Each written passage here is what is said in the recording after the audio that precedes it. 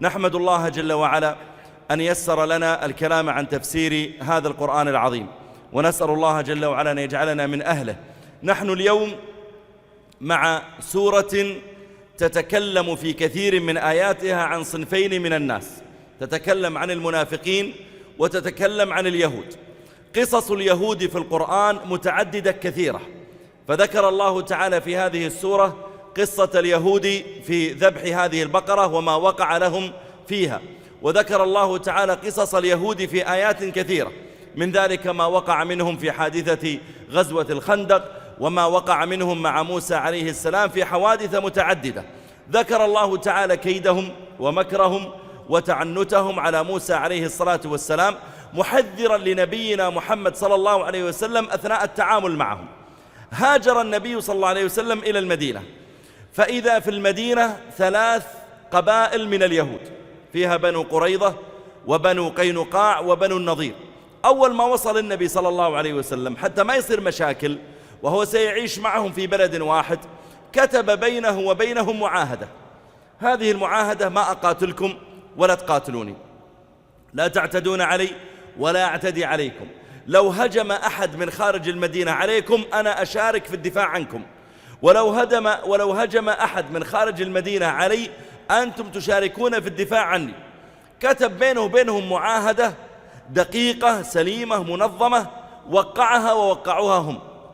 ثم مضت الأيام وبدأت من اليهود تقع منهم عدد من الخيانات، تمضي إحدى المسلمات إلى السوق، سوق بني قريظة، فلما جلست لتشتري من الصائغ وقد وضع بضاعته على الأرض، جعل يطلب منها أن تكشف حجابها، فأبت المسلمة عليه: ما لك شغل في حجابي، أنا بشتري منك. فجعل يطلب منها ذلك وهي تأبى، فسمعه رجل بجانبه من اليهود، فأقبل إلى ثوبها من الخلف، وكان ثوبا واسعا، أقبل إلى ثوبها طرف الثوب من الخلف وربطه بطرف خمارها، فالمرأة انتهت من شرائها وقامت، فلما قامت الخمار شد الثوب على فوق، فانكشف ما تستحي من كشفه من عورتها، فجعل اليهود يضحكون: أنت الآن رفضت أن تكشفي حجابك، قد كشفنا ما هو أشد عليك منه. فانطلق واحد من المسلمين على هاليهودي اللي فعل الفعله، ورفع السيف عليه وقتله، فانطلق اليهود وقتلوا هالمسلم. ثم أمر النبي صلى الله عليه وسلم بني قريظة بالجلاء وطردوا من المدينة. بقي بنو قينقاع أجلوا من المدينة، بقي بنو قريظة وبنو النضير. عرضت للنبي صلى الله عليه وسلم حاجة في يوم من الأيام، فذهب إلى بني النضير يتحدث معهم فيها، فقالوا له: حسنا، اجلس يا محمد صلى الله عليه وسلم في ظل هذا الجدار لنقضي لك حاجتك، يعني انتظر شوي نخلص لك الموضوع. جاء النبي صلى الله عليه وسلم وجلس في ظل الجدار، فذهبوا وقالوا: والله إنكم لن تجدوه في موطن أحسن من هذا الموطن، يعني ماذا تفعلون؟ فاتفقوا، وأقبل أحدهم معه رحى، قطعة حجر عظيمة ثقيلة، وأقبل وصعد بها فوق السطح للجدار الذي النبي صلى الله عليه وسلم جالس في ظله، وأراد أن يدفعها على رأس النبي صلى الله عليه وسلم. فجاء جبريل وأخبر النبي عليه الصلاة والسلام بهذا، فقام قبل أن يصنعوا ما يصنعوا، ثم أقبل صلى الله عليه وسلم بجيش وحاصرهم حتى أجلاهم من المدينة. بقي بنو قريظة، ولما رأت أختها بالأمس قد خربت كان الخراب لها أوهى من العجل، يعني المفترض أنهم ينضبطون في تعاملهم ما دام أنهم رأوا ما صنع ببني النضير وبني قينقاع. لكن أول ما وقعت حادثة الخندق وأقبل المشركون إلى المدينة يريدون قتال النبي عليه الصلاة والسلام وأصحابه، وقد جاءوا بعدهم وعتادهم 10,000 مقاتل أمام النبي صلى الله عليه وسلم وأصحابه، فحفر الصحابة الخندق. انبسط اليهود، قالوا: اليوم نهاية المسلمين، فأرسلوا إلى قريش ليتعاونوا معهم على طعن المسلمين من الخلف، وأنتم يا قريش اطعنوهم من الأمام. فرد الله الذين كفروا بغيظهم، وبعث الله تعالى جندا من ريح وجنودا لم تروها بعثها الله تعالى على قريش فانجلت، ثم حاصر النبي صلى الله عليه وسلم بني قريظة، وكان منهم معه ما كان عليه الصلاة والسلام، ونصره الله عليهم. إذن النبي صلى الله عليه وسلم يقرأ الآيات في القرآن عن اليهود وهو يراهم أمام عينيه، ويعلم أن اليهود الذين تعاملوا مع موسى هم أجداد هؤلاء اليهود الذين يراهم صلى الله عليه وسلم بين يديه. موسى عليه السلام تعب مع هؤلاء اليهود، وقد ذكر ذلك لما أسري بالنبي صلى الله عليه وسلم إلى فلسطين ثم عرج به إلى السماء وفرضت عليه الصلاة وقابل موسى، قال له موسى ارجع إلى ربك، لما فرضت 50 صلاة قال ارجع إلى ربك فاسأله التخفيف لأمتك إن أمتك لا تطيق ذلك، لقد بلوت بني إسرائيل قبلك. يقول أنا مجرب الناس قبلك.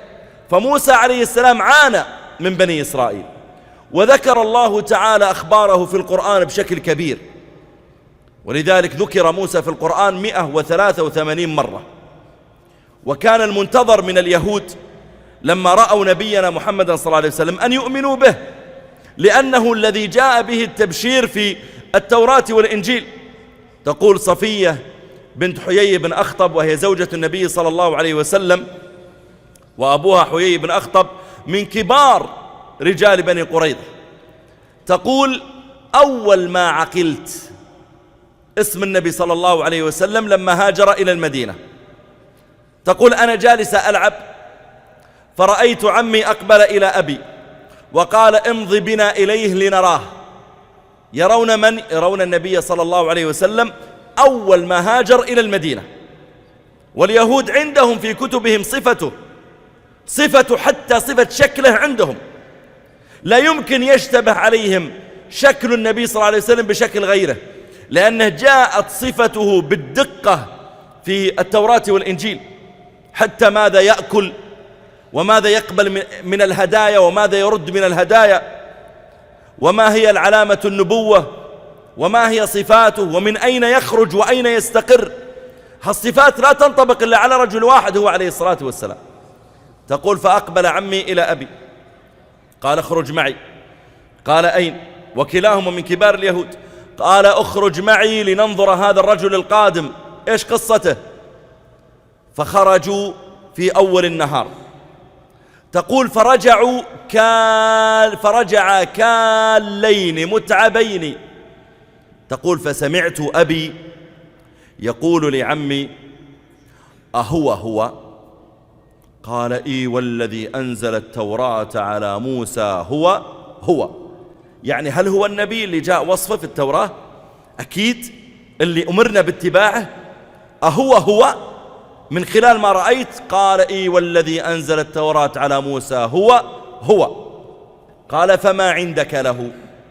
ايش رايك؟ ماذا نقرر؟ المفترض أن يقول نؤمن به، هذا الذي أمرنا موسى باتباعه، المفترض أن يقول ذلك.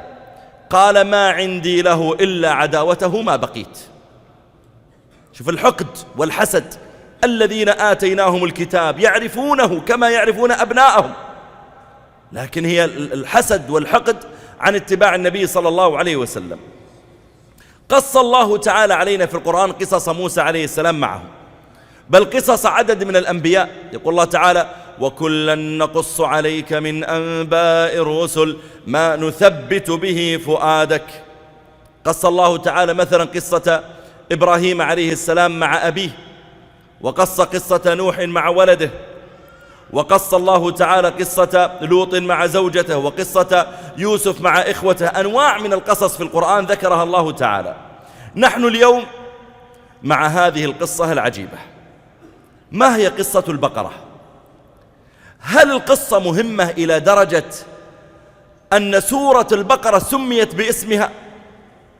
ليش ما سميت باسم آخر من القصص التي وردت في سورة البقرة؟ ورد عدد من القصص. لماذا سميت بسورة البقرة؟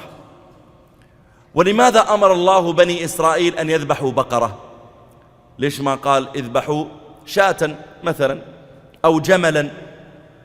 ليش حددت البقرة بالذات؟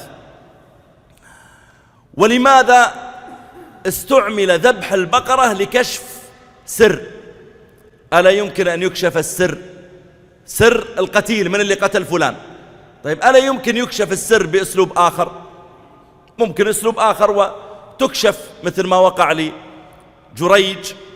هذا رجل كان رجلا عابدا في صومعته، فأقبلت أمه ونادته قالت يا جريج يا جريج، وكان يصلي يعني ما قطع صلاته لأجلها، ثم نادت مرة ثانية ثم نادت مرة ثالثة، فدعت عليه أن يبتلى، فاتهمته امرأة أنها حملت منه، امرأة من الفاجرات أنها حملت منه وولدت. فجاءوا إليه قالوا أنت تتظاهر أنك رجل صالح وتقي وعابد، وأنت تقع في الفواحش وتفعل وتفعل.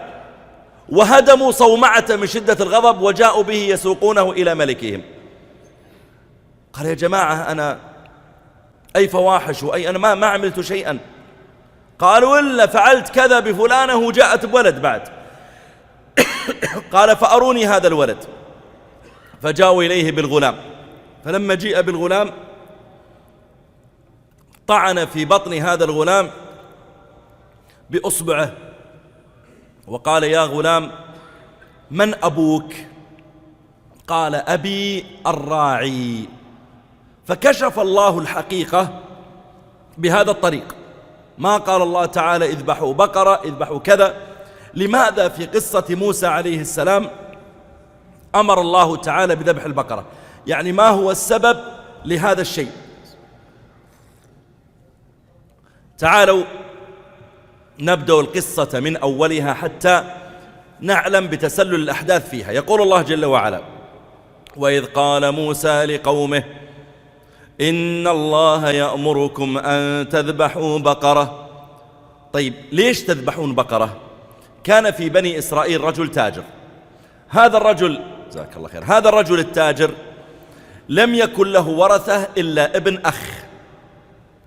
فهذا الرجل التاجر طول ما مات، فابن أخيه يريده أن يموت حتى يستفيد من التركة. فلما طال الأمر عليه أقبل ابن أخيه وذبحه وحمل جثته وألقاها عند بيوت، مجموعة بيوت لقبيلة من قبائل بني إسرائيل. جاء وألقى الجثة هناك. ثم لما أصبح جعل الولد يصيح أين عمي؟ أنا فقدت عمي. ثم جاء وابتلى هؤلاء بعمه. قال أنتم اللي قتلتم عمي. قالوا والله ما قتلناه، الرجل وجدناه مقتولا هنا. قال لا إلا أنتم اللي قتلتوه.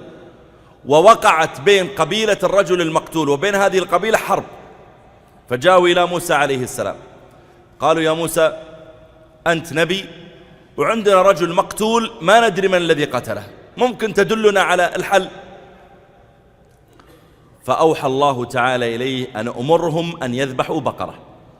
قالوا يا موسى عندنا رجل مقتول ماذا نفعل؟ قال موسى اذبحوا بقرة. قالوا وتتخذنا هزوا، أنت يعني تمزح، احنا نقول لك رجل مقتول وتقول اذبحوا بقرة، ما دخل البقرة في هذا؟ أتتخذنا هزوا؟ قال أعوذ بالله أن أكون من الجاهلين. الدين فصل، ما هو بهزل، أنا ما جئت أمزح معكم. قول الله جل وعلا هنا وإذ قال موسى لقومه، كلمة قوم تطلق في الأصل على الرجال دون النساء، كما قال الله تعالى لا يسخر قوم من قوم عسى أن يكونوا خيرا منهم ولا نساء من نساء عسى أن يكون خيرا منهم. ولذلك كلمة قوم تطلق غالبا على الرجال دون النساء. موسى قومه هؤلاء هم أهل مصر، وأهل مصر ينقسمون إلى قسمين، منهم قسم جاءوا من فلسطين أصلا اللي هم بنو إسرائيل، ومنهم قسم المصريون الأصليون. موسى هو من بني إسرائيل. إسرائيل هذا من هو؟ يعقوب عليه السلام. إسرائيل يعني عبد الله، إيل معناها الله، فيقول جبرائيل ميكائيل يعني عبد الله محب الله خادم الله وكذا. يعقوب عليه السلام كان أصلا لن يأتي إلى مصر، لكن لما أخذ أولاده يوسف وألقوه في الجب، بعدين جاءت سيارة طالعة من مصر ومرت على البئر وألقوا الدلو فخرج يوسف لهم وحملوه إلى مصر، وصارت القصة حتى أصبح يوسف عليه السلام عزيزا في مصر، أصبح وزير المالية. عندها أرسل وجاء بأهله، فجاء يعقوب مع أولاده نسائه وسكنوا في مصر وتركوا فلسطين. فصار في مصر نوعان من الناس. النوع الأول بنو إسرائيل اللي هم نسل إسرائيل نسل يعقوب، والذين منهم موسى. ولذلك موسى لما كان عند قومه وتكلم الرجل المؤمن يدافع يقول ولقد جاءكم يوسف من قبل بالبينات، فيوسف كان قبل موسى عليه السلام وهو من نسل يوسف بالمناسبة. موسى إذا سقت نسبه تجد أن ينتهي بيوسف، بعدين يعقوب، بعدين إسحاق، بعدين إبراهيم عليهم الصلاة والسلام. موسى عليه السلام كان في مصر. وهذه القصة قصة البقرة هل هي موجودة اليوم عند أهل الكتاب؟ يعني لو تسأل لك شخص متخصص في التوراة والإنجيل هل هي موجودة عندهم؟ عدد من القصص اللي موجودة في القرآن غير موجودة في التوراة. مثلا قصة المائدة، مائدة عيسى عليه السلام، هل يستطيع ربك أن ينزل علينا مائدة من السماء؟ هذه غير موجودة في الإنجيل، لم يعرفها النصارى إلا من القرآن، وهي كرامة لعيسى بل هي معجزة لعيسى عليه السلام. هذه القصة موجودة في كتبهم بعموميات، لكن جاء القرآن بتفصيلها. قال موسى لقومه إن الله يأمركم أن تذبحوا بقرة، فسألوه 4 أسئلة، ولو أنهم ذبحوا البقرة مباشرة لارتاحوا لكنهم تعنتوا. طيب لماذا أمرهم أن يذبحوا بقرة؟ مدام في ذبح يقول اذبحوا شاة، اذبحوا دجاجة، اذبحوا مثلا أوزة. ليش يقول اذبحوا بقرة؟ لأن موسى عليه السلام لما خرج ببني إسرائيل وتبعهم فرعون وأقبلوا إلى البحر، وضرب موسى عليه السلام البحر بعصاه وانشق البحر وأنجى الله موسى عليه السلام وقومه، ثم صاروا في سيناء في الصحراء. قال موسى لقومه انتظروا أنا سأذهب للطور، الطور جبل ليكلمه الله تعالى. فلما ذهب للطور وغاب عنهم جاءهم السامري وقال يا جماعة أنتم شفتوا إله موسى؟ قالوا لا. قال أنا أوريكم الآن إله موسى، اجمعوا الحلي. فجمعوا الحلي اللي عندهم الذهب وصنع منها عجلا جسدا له خوار بمعنى أنه جعل له فتحة من دبره وفتحة عند فمه ويوجهها على الهواء، فإذا دخل الهواء من الخلف وخرج من الأمام يطلع له الصوت طبيعي، صوت هواء. فكان يقول شفتوا هذا له خوار، اعبد هذا إلهكم وإله موسى فنسي. يقول موسى نسي رايح يدور إلهه، هذا إله عندكم. فلما رأى الله تعالى أنهم يعبدون العجل وأن القلوب تعلقت بعجل وهو ولد البقرة، أراد الله منهم أن يذبحوا البقرة حتى إن كان بقي في القلب شيء من التعلق بالعجل أن يزول الآن. إن الله يأمركم أن تذبحوا بقرة. ما قالوا سمعا وطاعة وأبشر يا نبينا، لا، قالوا أتتخذنا هزوا. هذا رد الأمر إذا جاء من النبي ما يحاور ولا يناقش. ابحث في سيرة محمد صلى الله عليه وسلم لن تجد مرة واحدة أن أمر الصحابة بشيء وقالوا أنت تمزح يا رسول الله. هو جد ما هو بجد. شوف إلى أدب الصحابة وإلى أدب هؤلاء. قالوا أتتخذنا هزوا، أنت تمزح. وإذا جاء الأمر من العظيم إلى من هو أدنى منه وجب عليه أن ينفذ، ما يجوز يقول تمزح. الآن لو أن ملكا أو حاكما أو تاجرا كبيرا عنده موظف وقال لهذا الموظف مثلا طيب افعل كذا وكذا، بعدين وقف يضحك وقال أنت تمزح. كيف أمزح؟ أنت تأخذني تلعب علي أنت؟ لذلك قال موسى عليه السلام لما قالوا تتخذون أنت تمزح معنا، قال أعوذ بالله أن أكون من الجاهلين. أمزح معكم في أمر يخص الشريعة، أقول لكم إن الله يأمركم تقولون تمزح.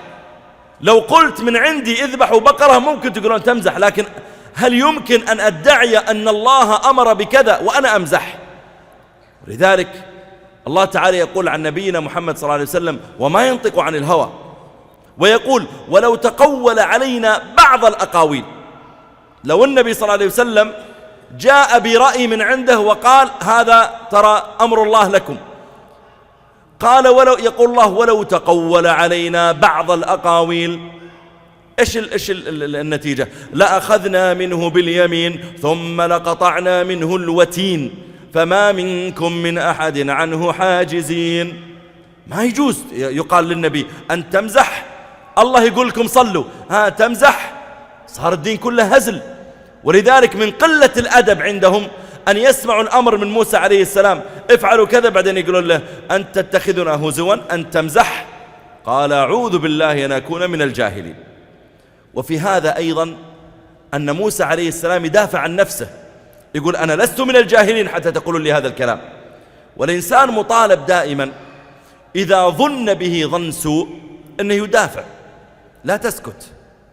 يوسف عليه السلام لما راودته التي هو في بيتها عن نفسه وغلقت الأبواب وقالت: هيت لك، قال: معاذ الله إنه ربي، ثم بدأ يركض نحو الباب. أول ما فتح الباب والمرأة وراءه تتعلق فيه، تتعلق بقميصه من الخلف، من شدة تعلقها بالقميص وهو يركض انشق القميص. فلما فتح الباب بيطلع من القصر، وإذا زوج هذه المرأة بين يديه. المرأة أرادت تتغدى به قبل أن يتعشى بها. أول ما شافت زوجها وزوجها يشوف حرمته تركض وراها الرجال، فقالت هي مباشرة، قالت: ما جزاء من أراد بأهلك سوءا إلا أن يسجن. بعدين من شدة تعلقها به خافت أنه يسجن 10 سنين 20 سنة وتحرم من رؤيته، فقالت: أو عذاب أليم، تجلدون كم جلدة وترجعونه عندي، أو عذاب أليم. ما قال يوسف عليه السلام: أنا والله بأسكت، وهذا ابتلاء، وإن شاء الله الله بينصرني، وخلني ساكت، اعملوا اللي تبغون. لا، خلك بطل، دافع عن نفسك، خلك شجاع. إذا أنت اتهمت بشيء وأنت بريء، وضح، قل: لا يا أخي، ترى الكلام ما هو بصحيح. لا تسكت وتقول: لا والله أنا صحيح، الله تعالى ينصر المظلوم، لكن الله أمرك باتخاذ الأسباب، تكلم. ولذلك يوسف عليه السلام لما قالت لزوجها: ما جزاء من أراد بأهلك سوءا إلا أن يسجن وعذاب أليم، قال: هي راودتني عن نفسي. لحظة، ترى كلامها مو بصحيح، هي راودتني عن نفسي، هي التي تريد أن أقع بها، مو أنا اللي ألحق وراها. وكذلك موسى عليه السلام هنا. بل المسلم حتى لو واحد عنده شبهة فيك ادفعها عنك، حتى لو عنده شبهة فيك ادفعها عنك. أنا قبل يومين أسجل رسالة صوتية لأحد الإخوة، وأنا مشغل شيء في الجوال، مقطع يعني ليس في موسيقى ولا شيء، لكن في آخر المقطع طلع موسيقى. فأنا أسجل المكالمة ولا أمداني أضغط، فطلع بعض الموسيقى في الرسالة الصوتية، فخشيت أن يسيء الظن بعد، يقول الشيخ إذا صار الحالة يسمع أغاني. فقمت وسجلت له رسالة ثانية، قلت: يا فلان، ترى أنا أسجل لك قبل شوي رسالة، وترى في الأخير طلع موسيقى، وترى ما شغلت موسيقى، لكن مشغل في الجوال يعني مقطع من برنامج معين أبغى أشوفه، وفي الأخير جت الموسيقى ما لحقت أني أطفيها، فلا تسيء بي الظن. فشكرني يعني. فالنبي عليه الصلاة والسلام هذا هديه. كان عليه الصلاة والسلام يوما معتكفا، فأقبلت صفية رضي الله عنها تزوره، فزارته في الليل باعتكافه في رمضان، ثم أرادت أن تنقلب إلى بيتها بترجع، صعبة تمشي في هذا الليل لوحدها، فقام عليه الصلاة والسلام معها ليقلبها يوصلها. وكانوا هم من بعد المغرب تقريبا ما ترى أحد في الشوارع، كما اليوم بعض القرى خلاص من بعد المغرب كل شيء هادئ، من بعد العشاء الأصل أنك ما ترى أحد، شوارع فارغة، الناس ينامون في الغالب. ولذلك صارت صلاة العشاء عندهم ثقيلة، لأن الناس من بعد المغرب ينامون في عصرهم يعني. فخرج النبي صلى الله عليه وسلم في ظلمة الليل يمشي معها، فمر رجلان من المسلمين فلما رأيا النبي صلى الله عليه وسلم فزعا وأسرعا في المشي كأنهم يبغون يهربون من الموقف. فقال النبي عليه الصلاة والسلام: على رسلكما، لا تسرع أنت وياه، تراك ما شفت خطأ، ما شفت شيء أخشى أني أنفضح فيه، لا لا لا لا، على رسلكما، إنها صفية بنت حيي، هذه زوجتي ترى اللي تمشي معي تالي الليل.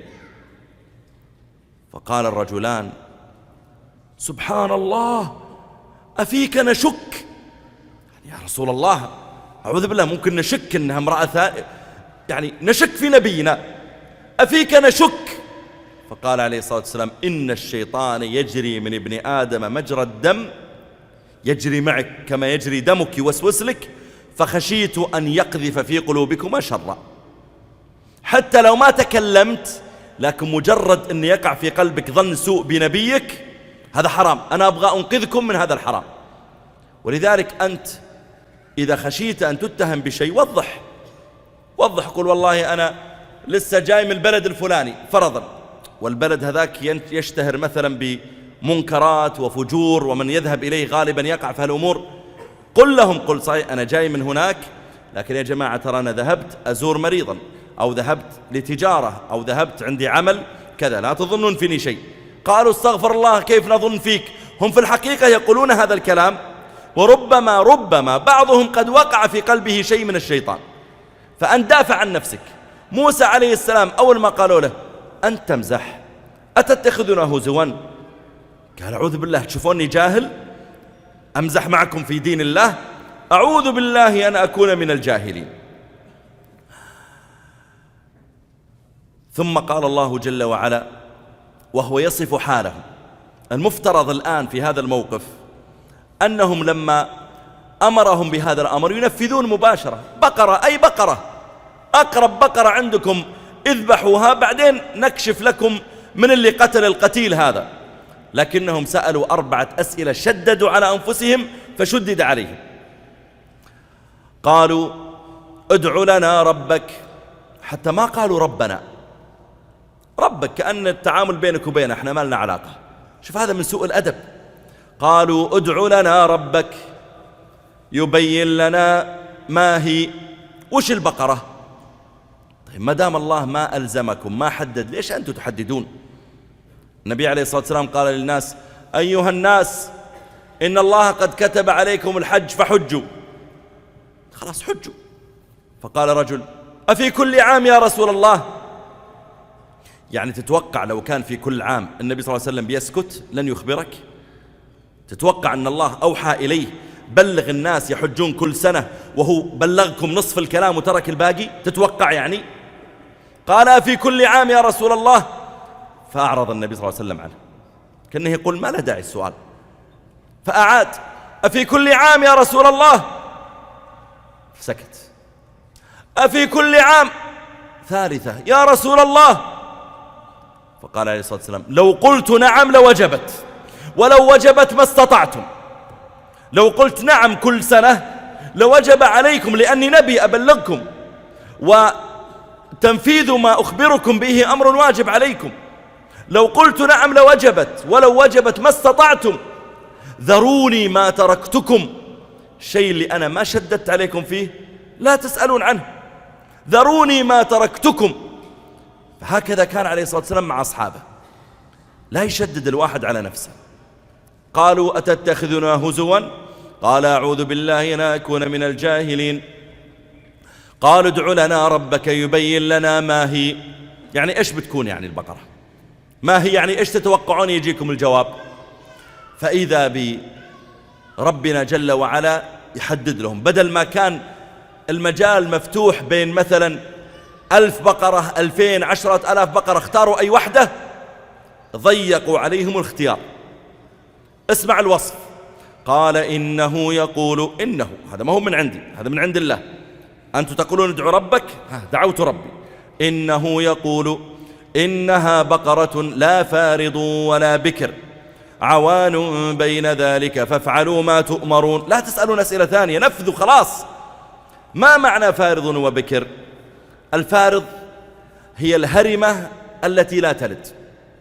يقول لهم ترى البقرة ما هي كبيرة كثير في السن بحيث الآن لو طرقها الفحل ما تحمل، لا، وليست أيضا بكر لسه ما بعد طرقها الفحل وحملت، لا، هي قد حملت وولدت وممكن تحمل وتلد، لا تزال فيها قوة، فهي ليست صغيرة كثير ولا هي عجوز كثير. حددت لكم هذه البقرة عوان بين ذلك، يعني وسط بين الهرمة وبين البكر، فهي ولدت قليلا لكن لا تزال قادرة على الولادة. وهذا عند اليهود بالمناسبة من التشديد على النفس، لا تشدد على نفسك. أقبل رجل يوما إلى ابن عمر قال له: يا ابن عمر، ماذا أفعل إذا حاذيت الحجر؟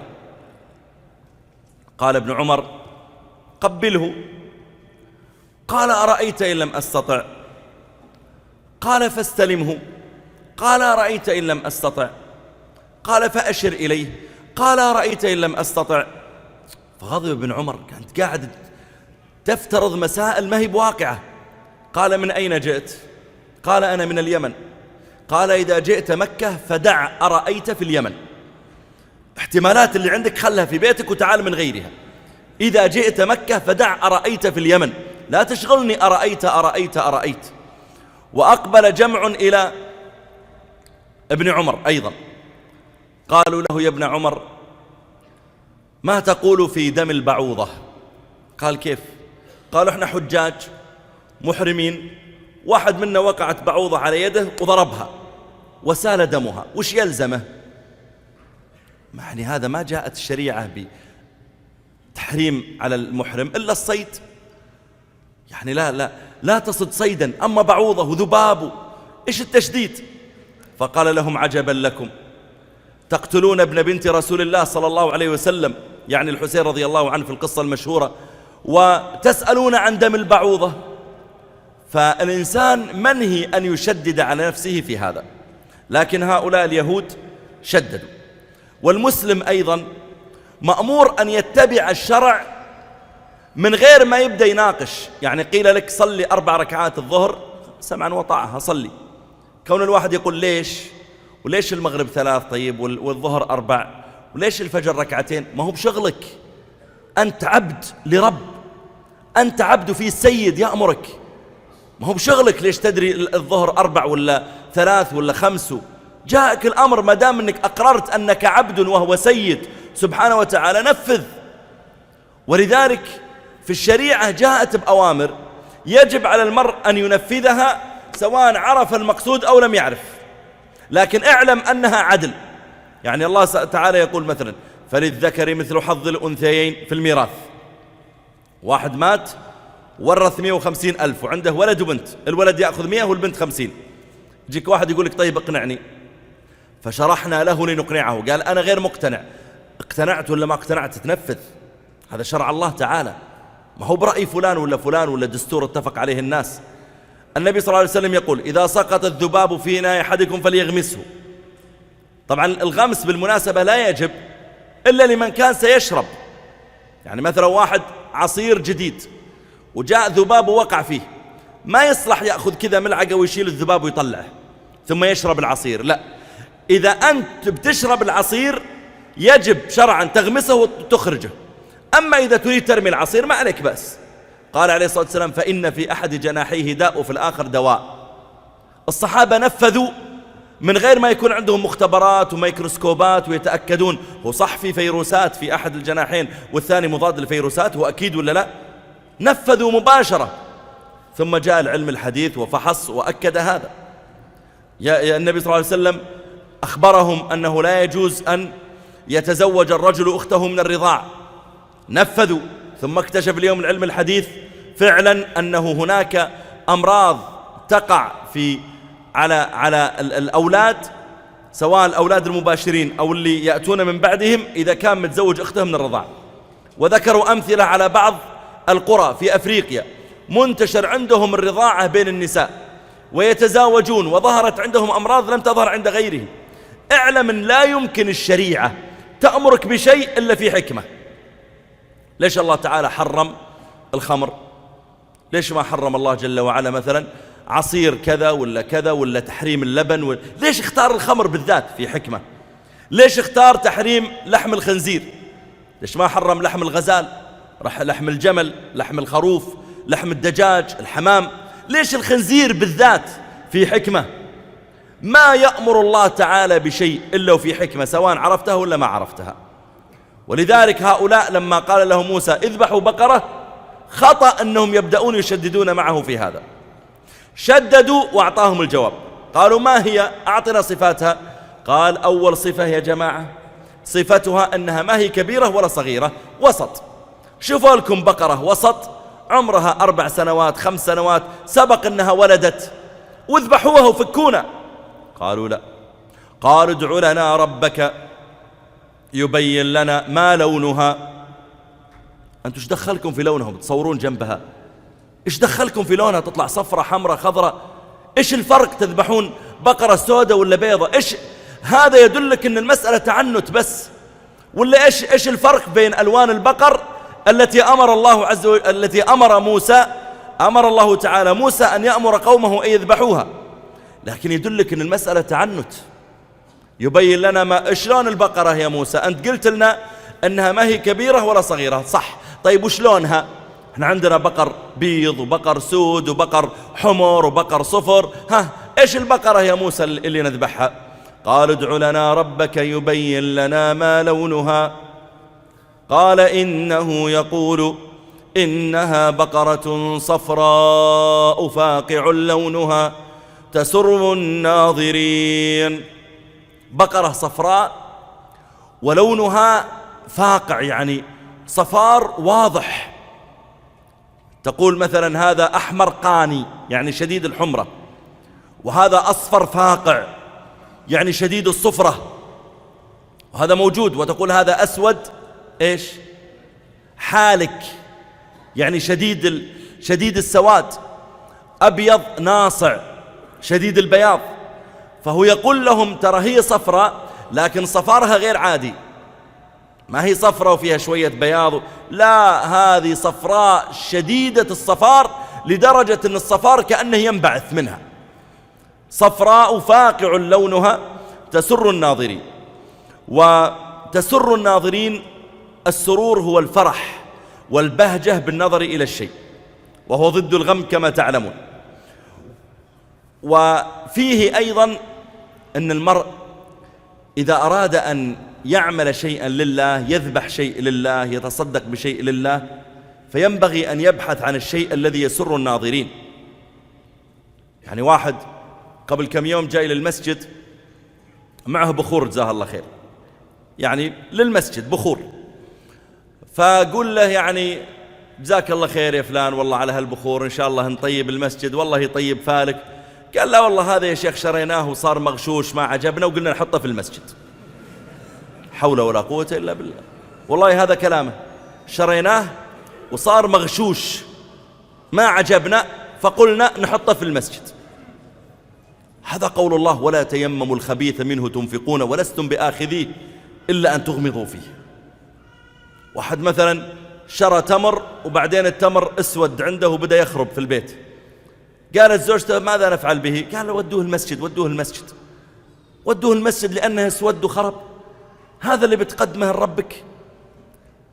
قابيل وهابيل، كان هابيل المقتول يشتغل في الغنم، وكان قابيل القاتل يشتغل في الزراعة، فأمروا بالصدقة.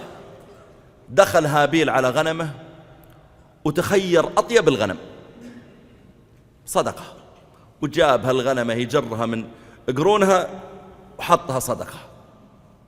وأما هابيل فذهب إلى بستانه واختار السنابل اليابسة اللي خربانة وجمعها وجاء وضعها صدقة.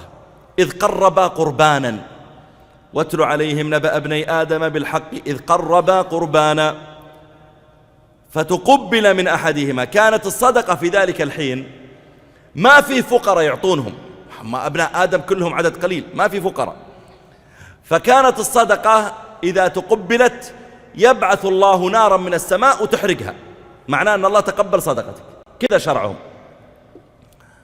يقول الله فتقبل من أحدهما، من هابيل اللي قدم الشاة، ولم يتقبل من الآخر قال لأقتلنك إلى آخر الآيات.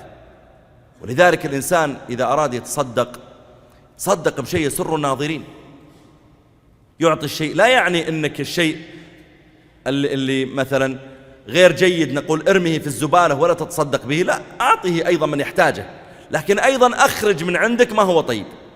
يعني قالت امرأتك والله التمر هذا ترى ممكن يؤكل لكنه يعني مسود وما يصلح نقدمه للضيوف، لكن ممكن يؤكل، فقلت طيب ودوه المسجد، لكن أيضا أرسلي معه من التمر الطيب، أرسلي معه كيس ولا كيسين، والله ما أرسل المسجد الرديء، بس أرسلي من الطيب ومن غيره. ما نقول لك لا والله خذ هذا الرديء وارميه في الزبالة، ما دام ممكن أن يؤكل، أو مثلا تذهب به إلى من يحتاج إليه من الفقراء، أعطهم من الطيب أيضا. لن تنالوا البر حتى إيش؟ تنفقوا مما تحبون. يقول النبي صلى الله عليه وسلم إن الله طيب لا يقبل إلا طيبا. فموسى عليه السلام يقول ترى هالبقرة اللي أنتم تذبحونها قربة إلى الله، ترى هذه ما هي بقرة عادية، هذه تسر الناظرين، شكلها وسمنها وطريقة مشيها ومنظرها يسر الناظرين، ما هي بقرة هزيلة ضعيفة لا يلتفت إليها أحد. طيب هل طبقوا مباشرة؟ لا، راحوا يدورون في البقر، شافوا لهم عدة بقر كلها صفر، طيب خذوا بقرة صفرة وخلصوا الموضوع. لا، جاءوا لموسى قالوا شوف عندنا بقر واجد صفر، لكن والله تحيرنا ما ندري أيها يا موسى اللي تقصد. قال ادع لنا ربك، حول ولا قوة إلا بالله، يبين لنا ما هي. ما هو قال لكم إنها لا فارض ولا بكر، وقال لكم إنها صفراء، خلاص يبين لنا ما هي، إن البقرة تشابه علينا وإنا إن شاء الله لمهتدون.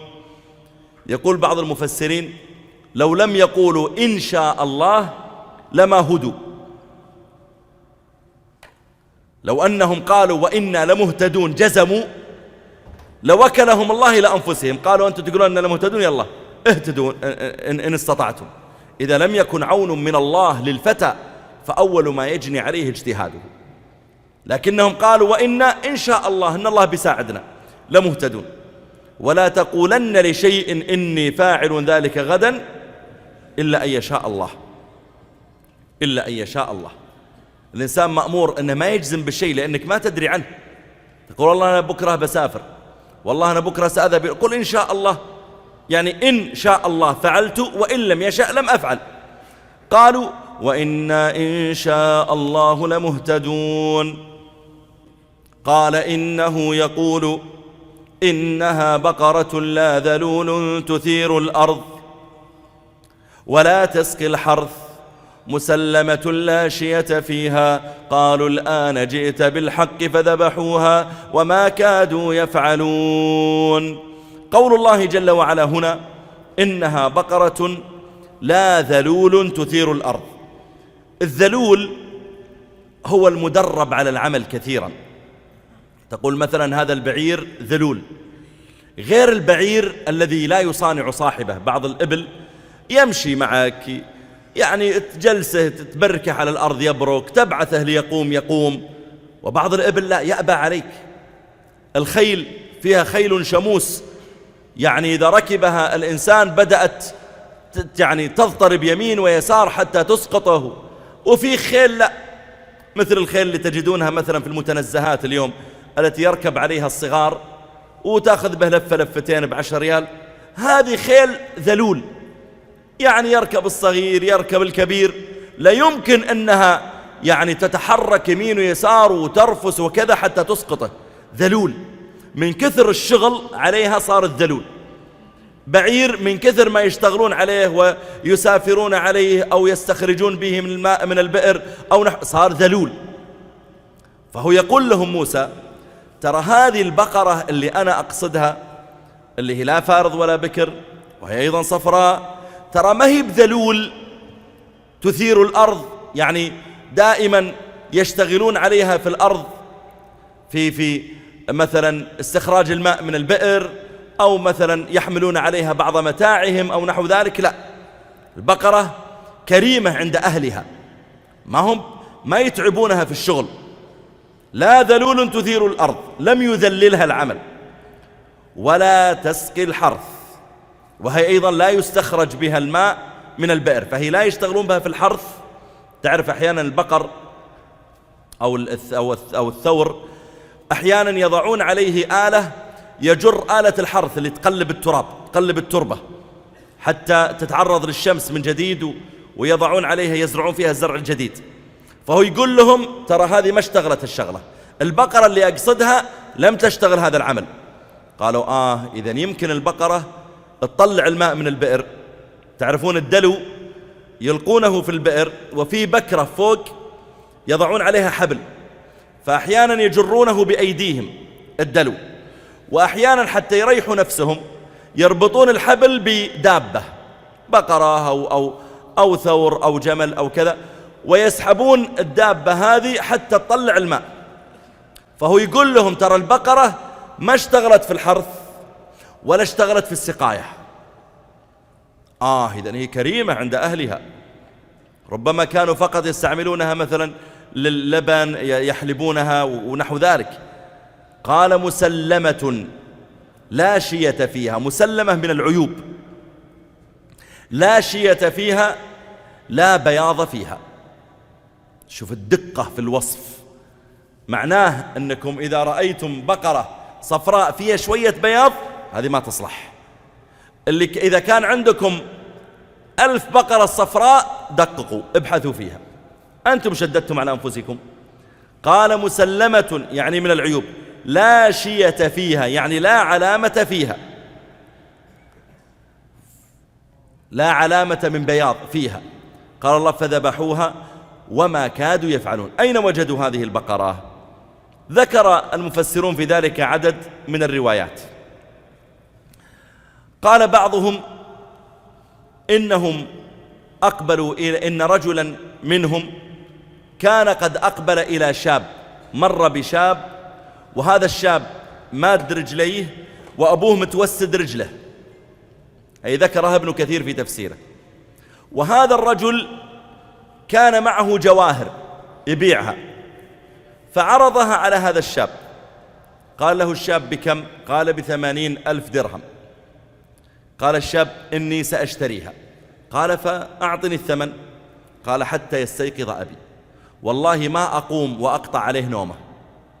فقال له البائع خذها ب70 وقم الحين سددني. قال والله ما أقطعها على أبي، بل أخذها منك ب90 وتنتظر علي حتى يستيقظ أبي.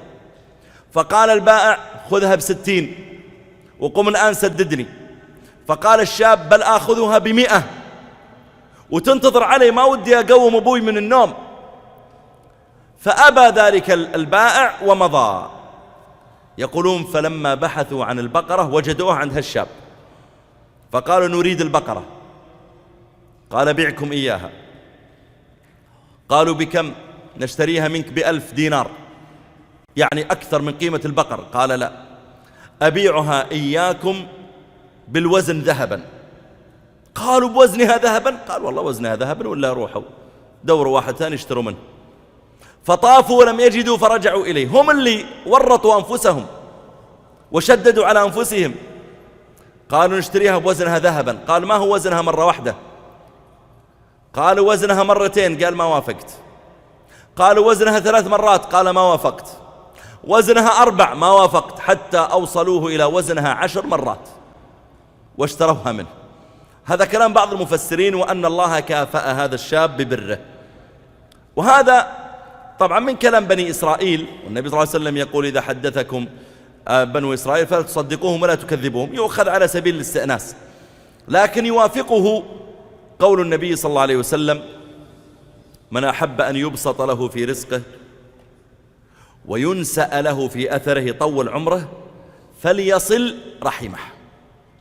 صلة الرحم مجرب أنها تزيد في الرزق وتبارك في الرزق، وأن إذا كان رزقك مقبوض، واحد يقول يا أخي أنا أحس أني غير موفق، يا أخي أفتح تجارة تفشل، أساهم مع واحد يحتال علي في عملي كل يوم مشاء، يا أخي أحس الرزق ممسوك عني مقبوض.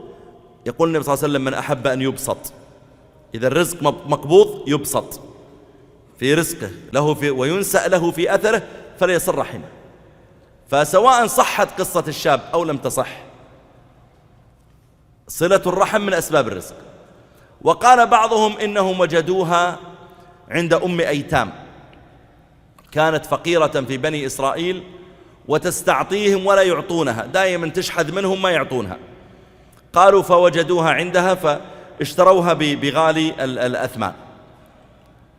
قال الله: فذبحوها وما كادوا يفعلون. طيب وش النتيجة؟ طيب ذبحنا البقرة يا موسى، كيف نعرف من اللي قتل الرجال؟ يقول الله: وإذ قتلتم نفسا، وإذ يعني ولما قتلتم، وإذ قتلتم نفسا فادارأتم فيها والله مخرج ما كنتم تكتمون. ادارأتم أي تخاصمتم وتدافعتم، كل واحد يدفع عن نفسه التهمة. اللي رميت الجثة عندهم يدفعون التهمة ويقولون: ما لنا دخل، والله ما ندري من اللي قتلها، في واحد جاء ورماها عند بيوتنا ما ندري. وأهل القتيل يقولون: بل أنتم اللي قتلتوه ونحن ننتقم منكم. تخاصمتم وتدافعتم التهمة فادارأتم. الدرء هو الدفع، نقول ادرأ عن نفسك الشبهات، يعني ادفع عن نفسك الشبهات ونحو ذلك. ادرأ عن نفسك النار يعني ادفع عن نفسك النار. فادارأتم فيها، تخاصمتم وتدافعتم فيها، والله مخرج ما كنتم تكتمون، اللي في قلوبكم وتكتمونه. القاتل الحقيقي اللي كان يكتم القضية كلها الله بيفضحه، والله مخرج ما كنتم تكتمون. وبالمناسبة ترى القاتل سبحان الله، القتل بالذات في الغالب أنه يفتضح أمره، في الغالب أنه يفتضح أمره. بعطيكم شيء وقفت عليه بنفسي. أنا قبل فترة ألقيت محاضرة في أحد السجون، وقال لي الإخوة اللي في السجن، قالوا في مجموعة في السجن الانفرادي ودنا أنك يعني تمر عليه. فجئت ومريت عليهم مجموعة، وقالوا لي قبل أن أصل إليهم، قالوا: ترى هؤلاء يعني اكتشف أنهم مصابون بالإيدز وعزلوا عن بقية السجناء في هذا المكان. فتكلمت معهم عن يعني أهمية إشغال الوقت بالذكر والعبادة ونحو ذلك، يعني كلمة قصيرة. فأسمع الضابط يكلم واحد منهم: ها يا فلان وشلونك مع الصلاة؟ ورد عليه رد يعني رد واحد معصب، يعني ما يريد يصلي أو كذا. فقلت له: يا أخي هذا يعني لما غادرنا قلت: وش قصته هذا؟ ليش أنت بالذات تتكلم معه؟ كان شاب يمكن عمره 21 سنة. قال: هذا كان يشتغل راعي غنم عند شخص، ويبدو أنه منذ أن جاء عند هذا الشخص وهو مصاب بهذا المرض، وقد سأل ساحرا عن العلاج، فقال له ذلك الساحر: العلاج أن تأكل كبد طفل. فاحتال يوما وخرج معه لرعي الغنم بابن صاحب البيت، وخرج به، فلما توسطوا في الصحراء وقع عليها أعوذ بالله أيضا بالفاحشة، ثم ذبحه وأخرج كبده يعني ليأكلها، ثم هرب. ما يدرون أين ذهب ومضى سنة وسنتان و3 و4 سنين وهربان، حتى أقفلت القضية، يعني ما يدرون وين الرجال. والبلد اللي هو فيها يعني جبال، وفيها يعني حدود واسعة يمكن أن يخرج من خلالها. سبحان الله، بعد 4 سنوات قفز في بيت شخص ليسرق دجاج، وكان صاحب البيت مع أولاده موجودين، وهجموا عليه وبالقوة قدروا يمسكونه، وقبضوا عليه ودوه للشرطة. فلما رأى الشرطة فزع، ولا يزال دم القتيل بين عينيه. سبحان الله، الدم لا يبرد. فيحقق معه، يقول له الضابط، يقول له أنت وش قصتك؟ من وين جيتوا؟ كيف تسرق دجاج؟ قال والله ما ذبحته، والله ما ذبحته. قال من هو اللي ذبحته؟ فعلم أن المسألة فيها شيء، فشدد عليه واعترف بذلك القتل اللي قبل 4 سنوات. وأذكر أني قرأت قصة في كتاب اسمه عدالة السماء لرجل لواء عراقي اسمه محمود شيت خطاب رحمه الله، لواء. يقول إن رجلا أقبل إلى رجل تاجر كان يقطع بتجارته بين المدن، وأقبل عليه وهجم عليه في وسط الطريق، وجاء به تحت شجرة بعد ما سرق ماله. قال بقتلك. قال يا أخي لا تقتلني، أنت أخذت أموالي. قال بل أقتلك حتى ما تخبر بي ولا تضرني. يقول فجعل يحاول أن يتخلص ولم يستطع، فكان في حمامتين على الشجرة، فهذا الرجل وهو يموت قال اشهدي اشهدي، يكلم الحمامتين. يقول وانتهى منه، ومضت عليه فترة، وجلس مرة على طعام، وإذا حمامتين مشويتين في هذا الطعام. يقول فصاح لما رآها. في القتل قرنه الله بالشرك. قل الله والذين لا يدعون مع الله إلها آخر ولا يقتلون النفس التي حرم الله إلا بالحق ولا يزنون ومن يفعل ذلك يلقى أثاما. يقول عليه الصلاة والسلام لا يزال الرجل في فسحة من دينه ما لم يصب دما حراما. انتبه كلش إلا القتل وغيرها من المعاصي بلا شك أنها يعني عظيمة، لكن القتل له قدره العظيم في الإجرام. فجعل يصيح لما رأى الحمامتين ويبكي ويعني أصيب بحالة نفسية، حتى اعترف بعد ذلك بالقتل، وذهبوا به إلى من حكم عليه بهذا. والقصص في ذلك كثيرة سواء الواقعية أو القديمة، في من تجرأوا على القتل ثم كان عاقبتهم عياذا بالله أن أقيم عليهم ذلك. ولذلك يقول الله تعالى هنا وإذ قتلتم نفسا فادارأتم فيها، تدافعتم، كل واحد يقول أنا ما لي دخل، أنا ما قتلته، ما أدري من قتله، والله مخرج ما كنتم، والله يطلع الله الحقيقة، والله مخرج ما كنتم تكتمون. يقول الله فقلنا اضربوه ببعضها. ما هذا البعض؟ بعض البقرة طبعا، قيل اضربوه باللسان وقيل اضربوه باليد، ولا يهمنا يعني سواء ضرب بأي عضو منها، المقصود أن هذا العضو الميت من البقرة ضرب به جثة ميتة. فقلنا اضربوه ببعضها كذلك يحيي الله الموتى ويريكم آياته لعلكم تعقلون. لعلكم تعقلون، تعقلون ذكرت في القرآن 24 مرة، دليل أن استعمال الإنسان لعقله مهم. وبعض الناس يستعمل العاطفة دون أن يستعمل العقل، لكن القرآن أمر أنك تستعمل عقلك أيضا، مثل ما قال إبراهيم عليه السلام لقومه، يقول لهم لما حطم الأصنام وجاءوا يقولون له ليش تحطم آلهتنا ما دام هي آلهتكم اللي أنتم تدعونها عند ضركم وتسألونها نفعكم وشفاء مرضكم والنصر على أعدائكم، ليش ما دافعت عن نفسها؟ ولذلك قال لهم إبراهيم أف لكم ولما تعبدون من دون الله أفلا تعقلون، ما تحركون عقولكم أنتم؟ وهذا الكلام يقال لكل أحد، اللي يأتي عند قبر ويسأل صاحب القبر أنه يعينه في كشف ضره ولا جلب نفعه، أنت ما تعقل، هذا الذي تدعوه محتاج إلى الله كما أنك أنت محتاج. إن الذين تدعون من دون الله عباد أمثالكم، هذا عبد مثل ما أنت عبد، أنت ما تعقل، ادعو الله مباشرة، ليش تدعو من دون الله؟ وكذلك غيره من الأمثلة. الإنسان لو استعمل عقله حقيقة لكان من أهل التوحيد.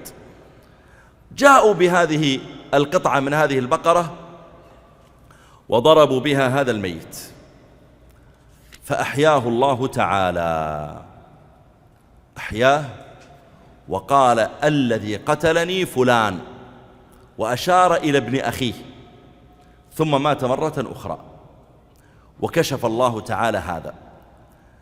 لكن السؤال أخيرا، هل عندما أعطى الله تعالى لبني إسرائيل هالآية العظيمة أن بقرة يضرب بها جسد ميت ويحيا، هل قالوا والله أننا آمنا بالله وأننا مقصرون معه وأننا يعني ما كان له داعي نسأله الأسئلة الكثيرة وأننا كنا نقول يد الله مغلولة والله فقير ونحن أغنياء نحن غلطانين نتوب؟ هل قالوا ذلك؟ لا. قال الله ثم قست قلوبكم من بعد ذلك فهي كالحجارة أو أشد قسوة. ثم قال وإن من الحجارة، حتى الحجارة أحسن منكم، وإن من الحجارة لما يتفجر منه الأنهار وإن منها لما يشقق فيخرج منه الماء وإن منها لما يهبط من خشية الله، كما وقع للجبل الذي انهد لما قال موسى عليه السلام لله رب أرني أنظر إليك، قال الله وما الله بغافل عما تعملون. هذا أيها الإخوة والأخوات خبر هذه القصة من بني إسرائيل، وهي بلا شك عبرة لأمتنا من أن يقعوا في مثل ما وقعوا فيه بني إسرائيل. أسأل الله تعالى أن ينفعنا وإياكم بما سمعنا. أسأل الله تعالى أن ينفعنا وإياكم. إننا من عليه دين إلا يسرت له قضاء دينه، ولا من له حاجة يسألك إياها دائما إلا قضيت له حاجته.